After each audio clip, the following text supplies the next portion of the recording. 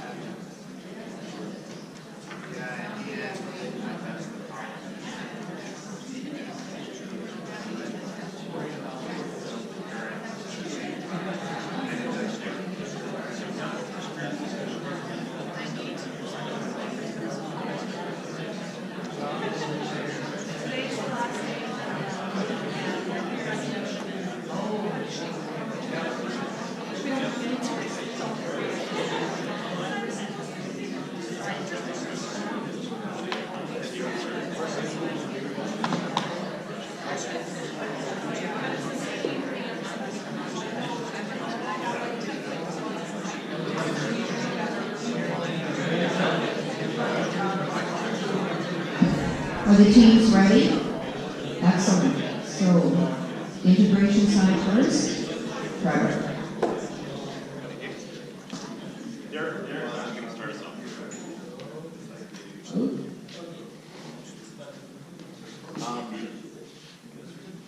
So I guess if I couldn't swim, I would feel more confident knowing that I was in a pool full of Olympic swimmers.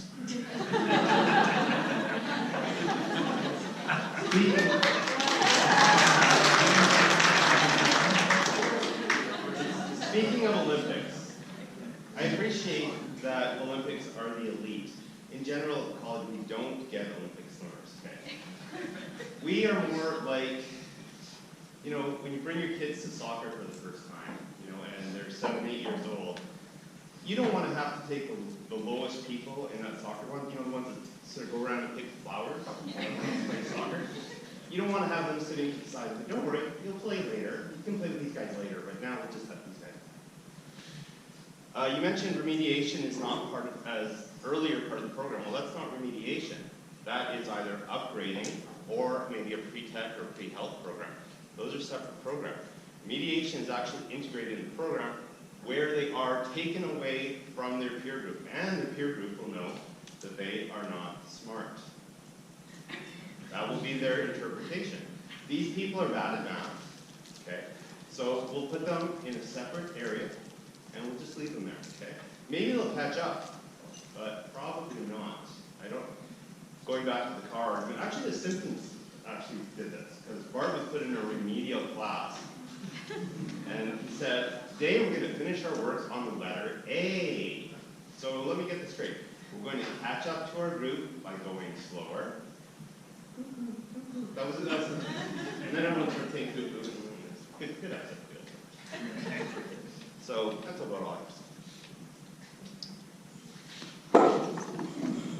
Thank you. Okay.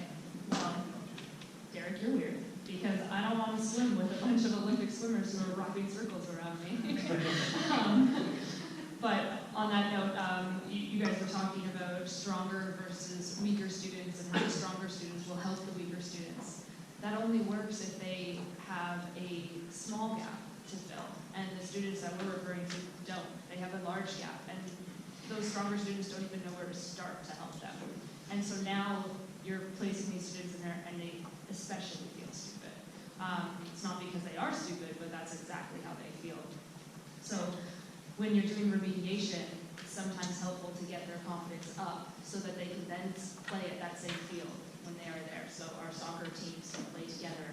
It just might take, you know, half a semester or something like that. The money thing, I'll let you do that part. Yeah, so the funny thing. So not everybody has remediation but one of the things I've seen, or actually it's a little bit right now, is when you offer integration class, you take a student who would normally be remedial, you put them into the integration class, and then they fail. Can they take remedial now? Yes. And was that a complete waste of their money and time? So, you know, you can even argue that, say, if you fail first year tech math, you got into it, placed into it, all normal stuff, and then you fail. Should you be taking remedial now, or should you take the same course over and over and over again, hoping that someday the prof will be nice and bump you from a 30 to a 60?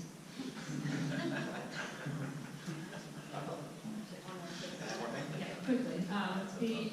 The point about separate courses too, I mean, academic upgrading or pre-programs, in my mind, they are still remediation.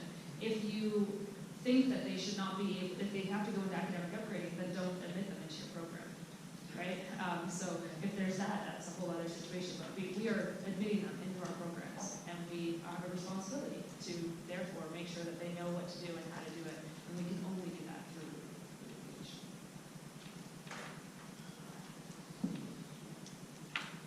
Wow, thank you. That was a very good debate. So now we'd like to hear from our audience. Some comments from our audience. Okay, we have a few. I'll start over here and come back. So please state your name and college, although we probably know each other by then.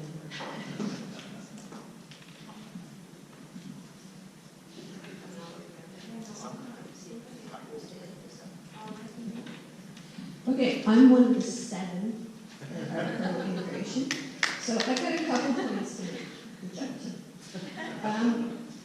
once students get accepted into a college program, it has been deemed that they've met what the base requirements are to get into that program.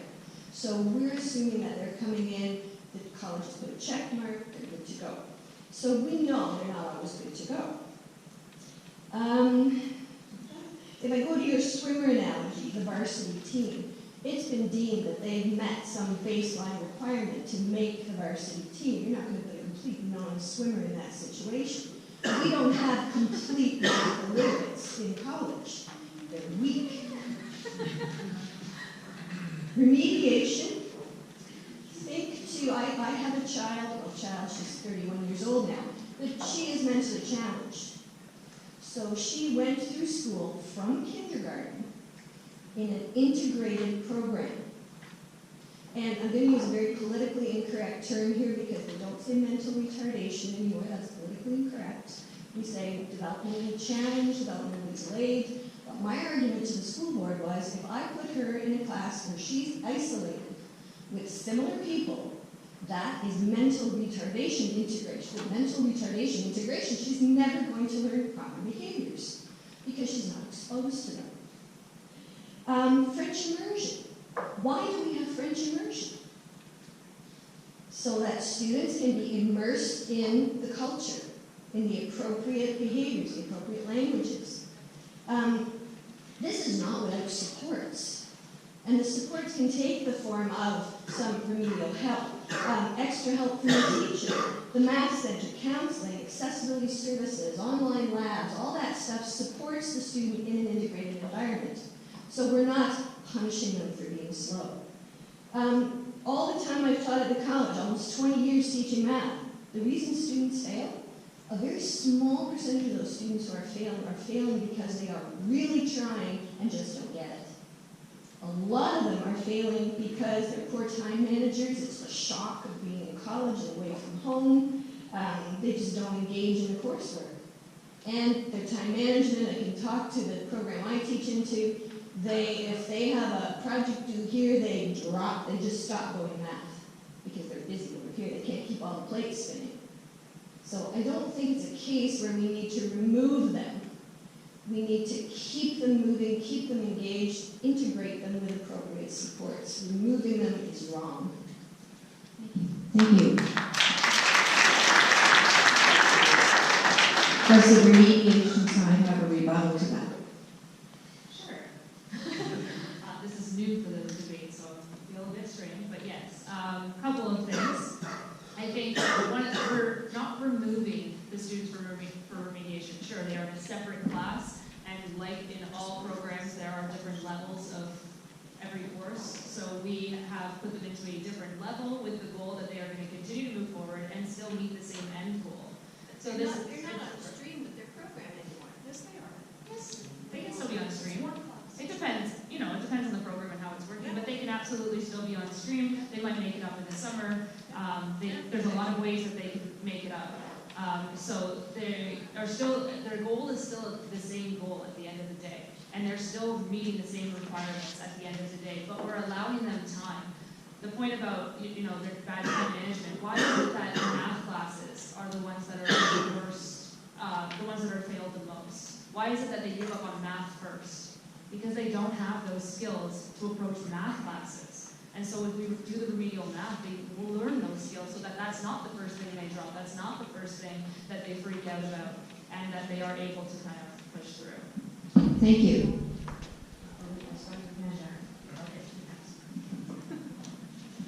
I'm one of the 7. So I'm going to go at this from a different perspective. I've been a coordinator in the math area for the past few years, and when we say take another semester or make it up in the summer, they're not on track with their POS. Okay, and so there's a couple of complications with that. One is that ministry doesn't support that financially, so they are not funded through OCAS to go through remedial programs. International students are not funded in remedial programs. Veterans Affairs students are not funded in remedial programs. WSIB students are not funded in remedial programs.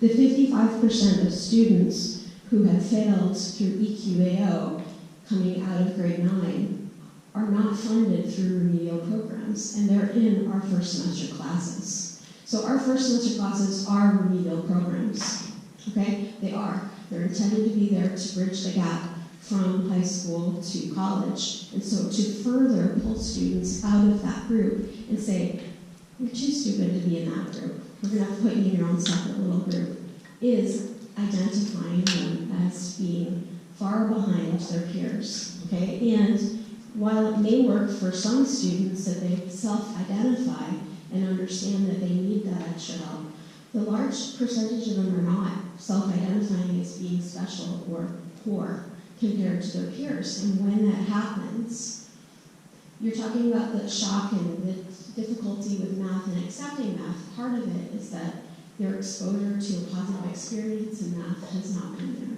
That can happen in a first semester math class. They don't have to be in a remedial class in order to have a positive math experience. So I don't think that those two things are divorced.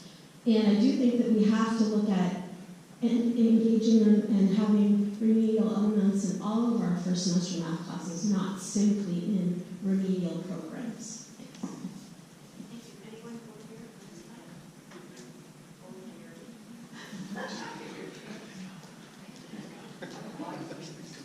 Long lost Jonas brother.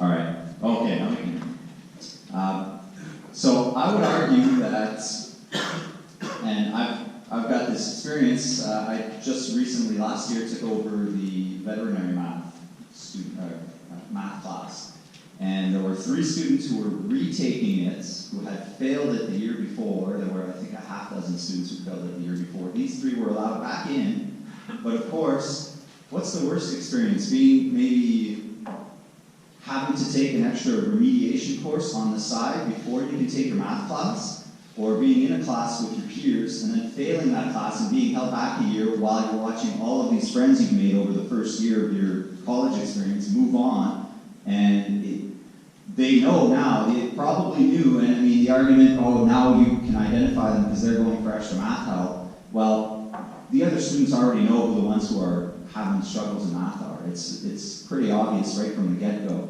So what's the worst experience? Being maybe held back for a semester just in that one class and having to make it up, or ideally having those math courses in second semester and being able to take that remediation and get ready for that course in second semester, or failing out and maybe, again, these same 3 students that I had, with all the help I gave them, the extra time, the extra effort.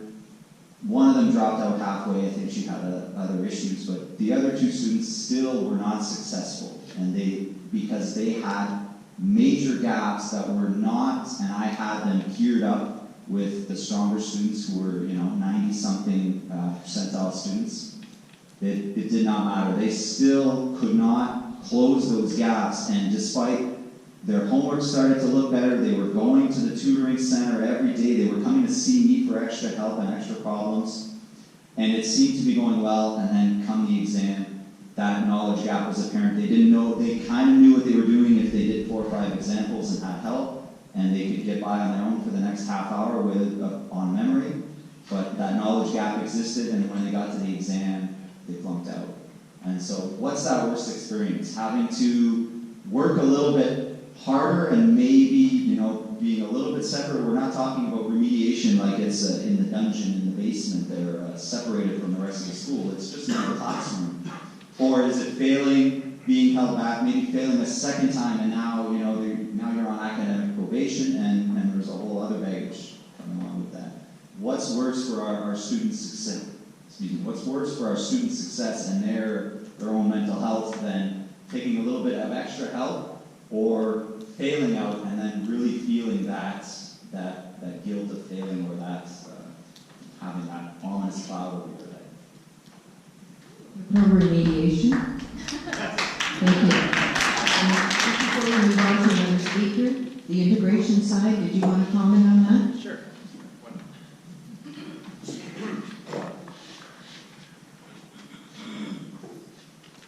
A lot of your friends that you make in college, you're making in first semester. So whether or not, if they're put in an integrated class, they're more likely to interact with their fellow students. They'll become friends with their students. If they do fail that class, if they happen to fail that class, it happens. I mean, it happens in every single, almost every single class you have, every single course you have. You have some people that fail. They will have peer support from the people that they work with. Because they met them, they got to know them, they became friends. Okay? If they're in a different class, which may or may not include people from that program, they may not have that same support from their friends. That's how that would work, right? If that knowledge gap that you mentioned did exist,